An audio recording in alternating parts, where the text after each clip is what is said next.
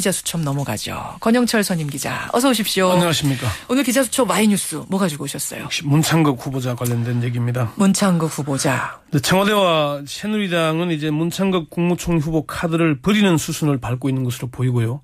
그렇지만 문창극 후보자는 여전히 버티고 있습니다. 네. 그래서 문창극 후보자 왜 사퇴하지 않고 버티는 걸까?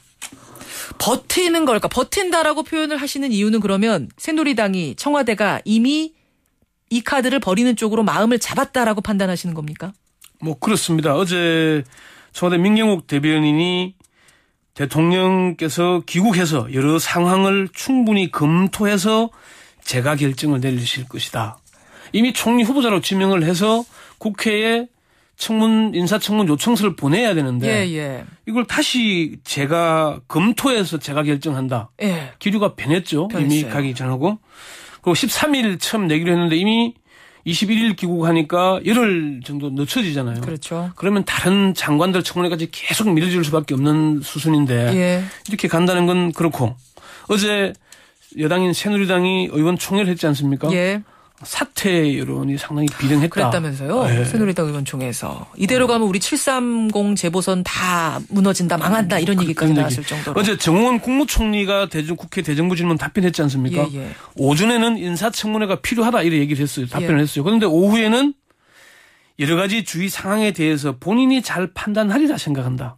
맞아요. 국무총리 얘기도 바뀌었어요. 바뀌었죠. 이런 분위기가. 일각에서는 지금 야당보다 여당인 새누리당이 더 적극적으로 사퇴 요구하는 분위기로 바뀌었다라는 얘기도 나오던데 그 정도입니까? 이게 그 여론조사 결과를 방송에서는 상세하게 해야 되지만은 대통령 국정 지지도 조사하는 거니까 한 가지만 설명을 하자면은 리얼미터가 계속 매일 조사를 하잖아요. 근데 이게 이제 뒤집혀졌는데 대통령의 국정 지지도가 긍정이 어제도 조사를 했는데 어제 조사에서는 긍정과 부정의 차이가 10%포인트 이상 벌어졌습니다. 그건 무슨 의미죠? 긍정 비율이 41점 몇 %인데 부정이 51점 몇 %가 대통령 지지한다가 41%. 국정 수행 지지. 국정 수행을 지지한다가 41%. 부정 여론이 51점 몇 % 더 벌어졌고요. 그래요. 정당 지지도 새누리가 왜 그렇게 나오냐면 정당 지지도가 그동안 새누리당과 새정치민주연합의 차이가 한 10%포인트로 새정치연합이 밀려 있었거든요. 어제 조사에서는 0.2%포인트 차이로 좁혀졌습니다. 거기에 대해서 지금 여당이 느끼는 불안감이란 건 상당히 크다는 말씀이시군요. 특히나 730 보선에서 밀릴 경우에 과반 미달할 가능성이 있거든요. 상당히 심각하게 보는 것 같습니다. 자, 그런 배경이 있기 때문에 이미 새누리당과 청와대는 마음을 이제 정한 것인데 결정을 내린 건데 문창극 후보자 본인은 사퇴 않겠다는 입장이 현재까지는 강한 거죠. 지금 이제 이 정도 분위기면은 문 후보자 스스로 거취를 결정해야 하는 단계로 보는데 안대희 후보자의 경우에는 사실 새누리당 내에서 사퇴 요구 있기 전에 스스로 후보직에서 물러났지 않습니까? 사실 새누리당에서는 좀 버티길 바라는 것도 있었는데 그때는 그렇죠. 스스로 물러났어요. 오랜 공직을 해왔기 때문에 이게 아니다 싶으니까 나간 건데 문창극 후보자는 스스로 물러날 뜻이 없다는 입장을 분명히 밝히고 있습니다. 어제 퇴근길에 기자들이 질문하니까 대통령께서 돌아오실 때까지 저도 여기서 차분히 앉아서 제의를 준비하겠다. 분명히 했어요. 아마 주말까지 저도 충분히 열심히 제의를 준비하겠다 얘기했고요. 문 후보의 청문회 준비를 돕고 있는 국무총리실 이수구 공보실장에게 물어보니까 제가 드릴 수 있는 말씀은 한 가지다. 총리 후보자께서는 청문회를 적극 준비하고 있다. 딱 이렇게 얘기했습니다. 자, 본론으로 돌아오죠. 그러면. 청와대와 여당에선 스스로 물러나라는 사인을 계속 보내는데 왜 문 후보자는 사퇴하지 않는 것일까? 문 후보자 주변에 대한 지인들 여러 사람들과의 통화를 해서 취재를 해보니까 일단 한 4가지 정도 이유로 분석이 됩니다. 첫 번째는 문 후보자가 정무 감각이 떨어지기 때문이다. 이런 분석이 있습니다. 왜죠? 문 후보자가 공직자 출신이 아니고 언론인 출신이다 보니까 좋게 말하면은 소신이 강한 것이고 다른 표현으로는 고집이 세다는 겁니다. 그래서 이대로는 그만둘 수 없다는 생각이 강하다. 이렇게 분석을 합니다. 문 후보자의 대학과 신문사 후배로 같이 근무했던 윤재석 평론가는 문 후보가 사퇴하지 않고 버티는 이유는 정무 감각이 부족해서다. 문 후보자가 고집불통이고 자신만 생각하기 때문에 스스로 그만두지 않을 것이다 이렇게 얘기를 했고요. 정무 감각이라 하면 그러니까 정치적인 상황 전반을 보는 이런 감각이 이 정도면은 내가 버티는 게 대통령과 여당의 짐이 되는구나. 이런 계산 안 한다는 거죠. 그러면 내가 나가야 되겠다 싶은데 내가 억울하니까 이런 거.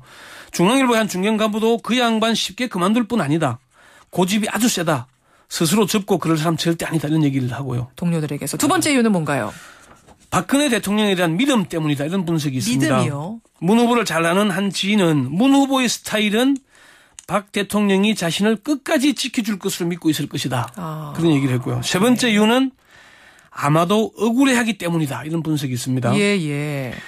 처음부터 문 후보의 사퇴를 촉구해온 새누리당 김상민 의원은 문 후보 개인적으로는 매우 억울할 수도 있을 것이다.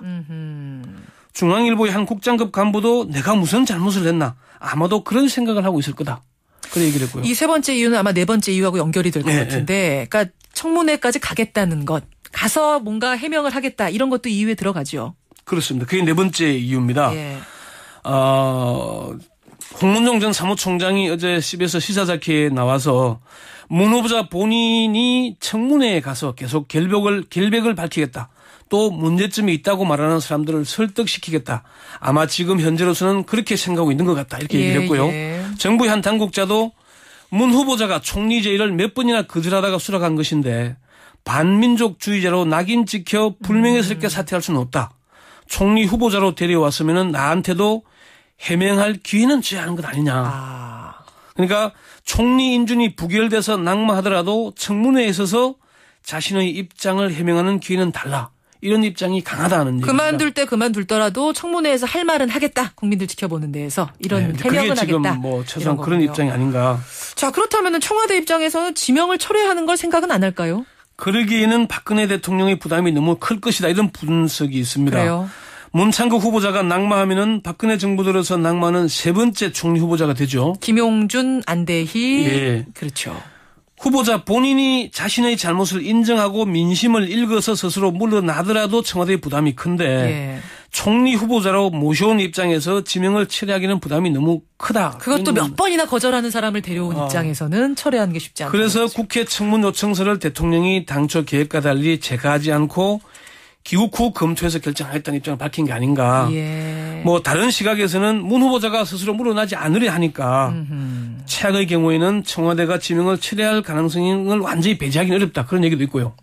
또 한 가지는 좀 더 여론과 새누리당 내부의 여론 추이를 보는 게 아닌가.